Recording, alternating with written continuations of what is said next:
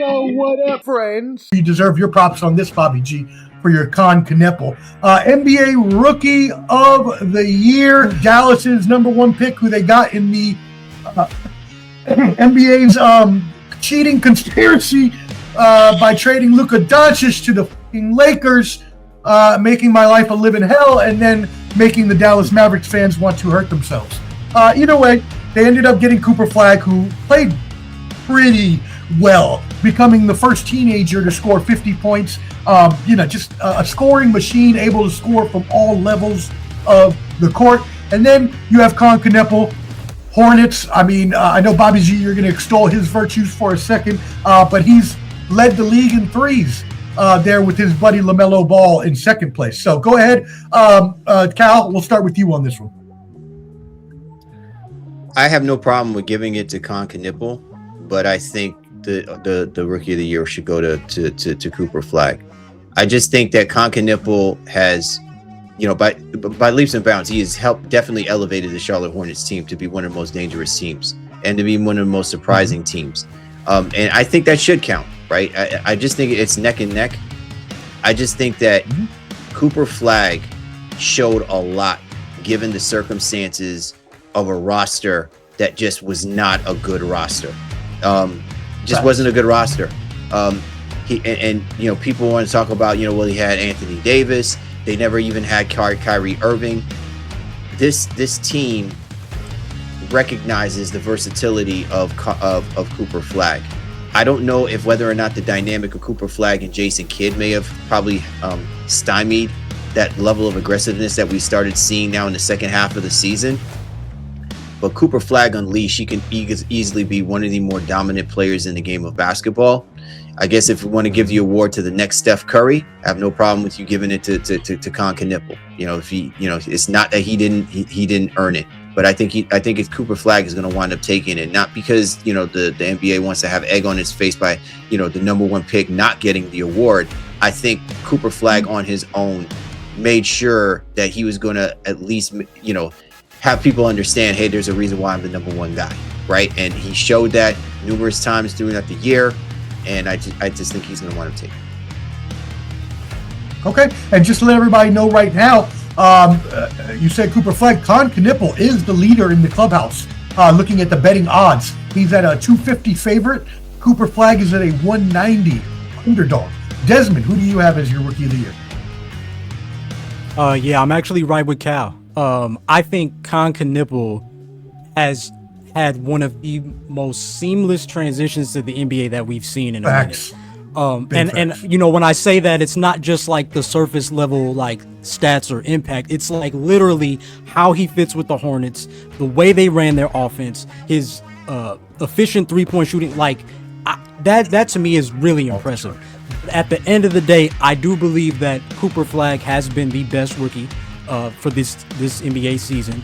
I think from top to bottom, when you look at his willingness to defend as much as he plays on offense, his mid-range game grew a lot this season, rebounding, even playmaking. So, some of these things I think we figured that Cooper Flagg was going to be able to show, but some of it came a little bit faster than at least I thought it would.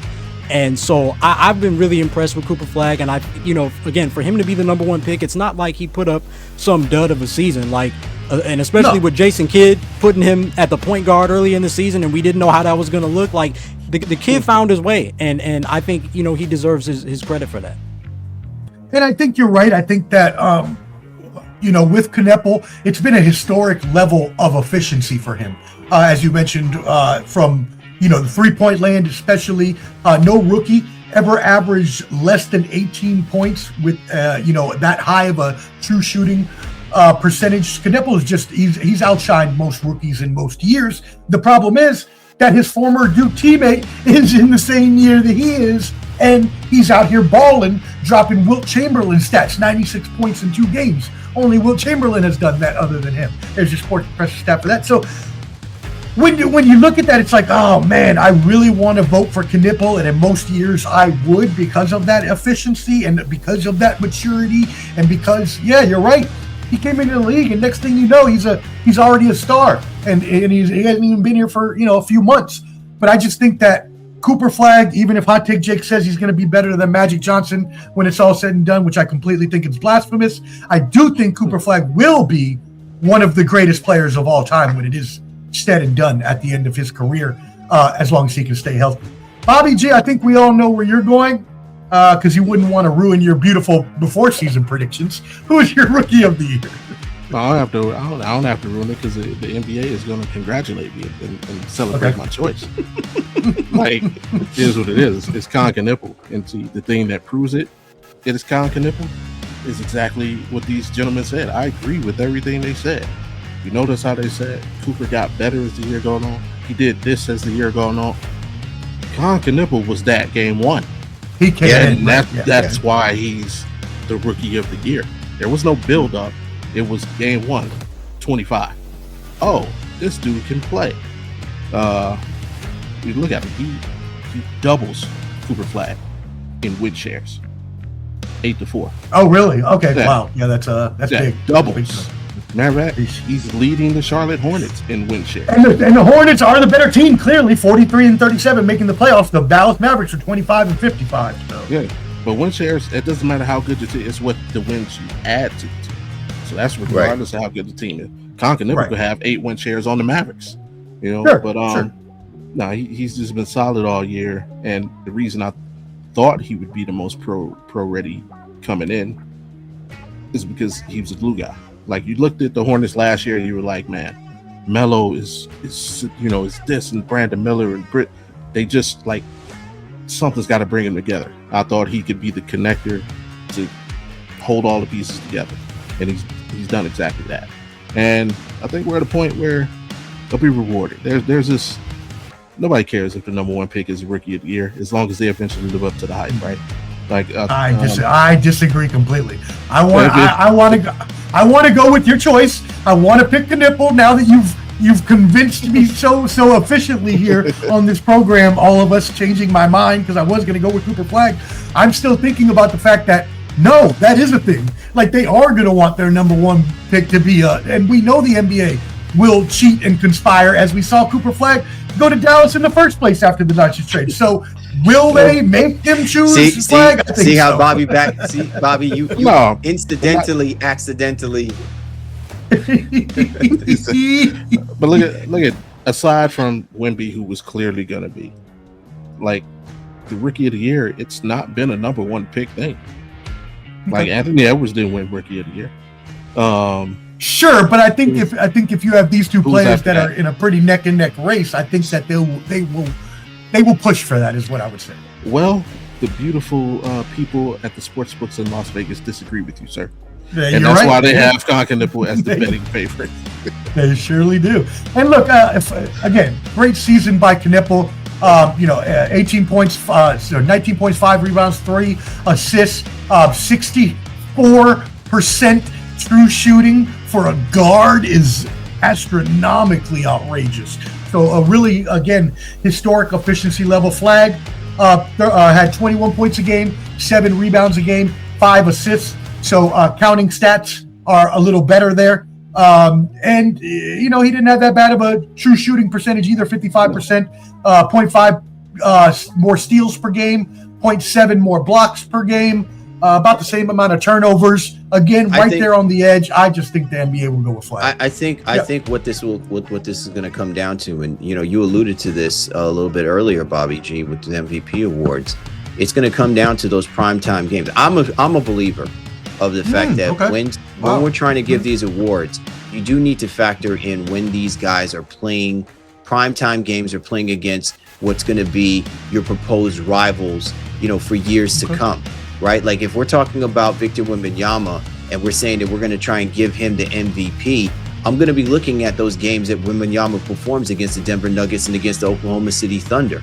Because if this is what the race is going to look like, and we're determining on wins within the season against those opponents, those guys, and the performances you're putting up, that's going to speak volumes.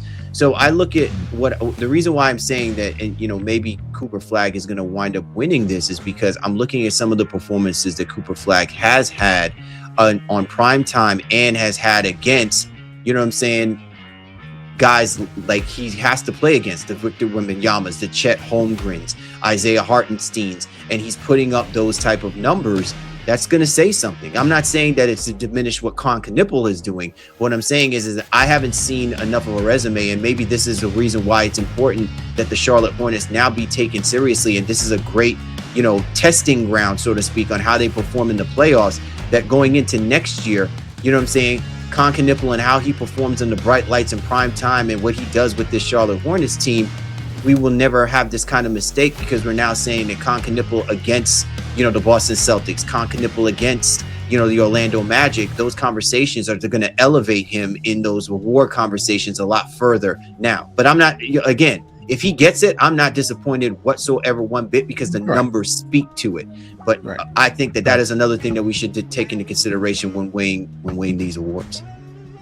Well, you know, okay, so you Cal, agree.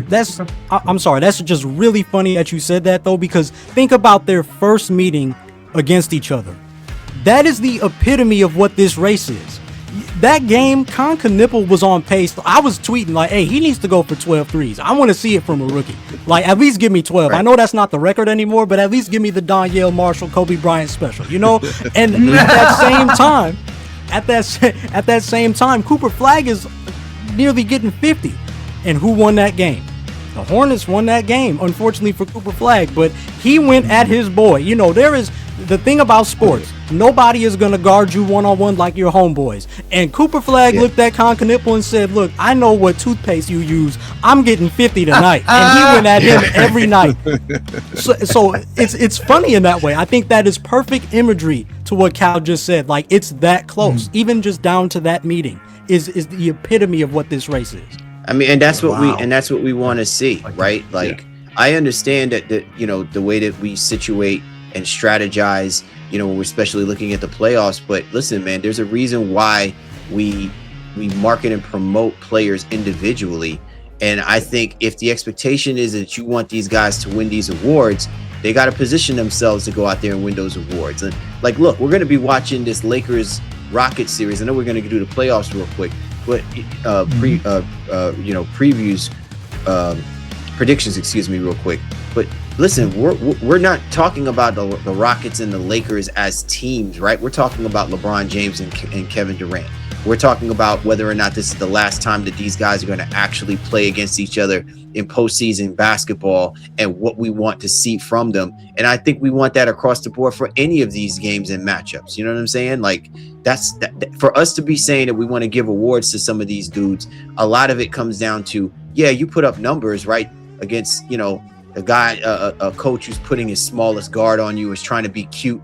But if that superstar is on there and he knows that for him to have the last say on whether or not I'm the best player in this game, in this series, in this season, in this legacy, in this career, whatever, I got to guard you up. I got to bow you up. I got to get up on you and stuff like that. And I think that's what we want to see more of. So I'm hoping that that's what we get more of because of these situations. Subscribe on YouTube at Ball and Buds for sports and entertainment live streams and videos.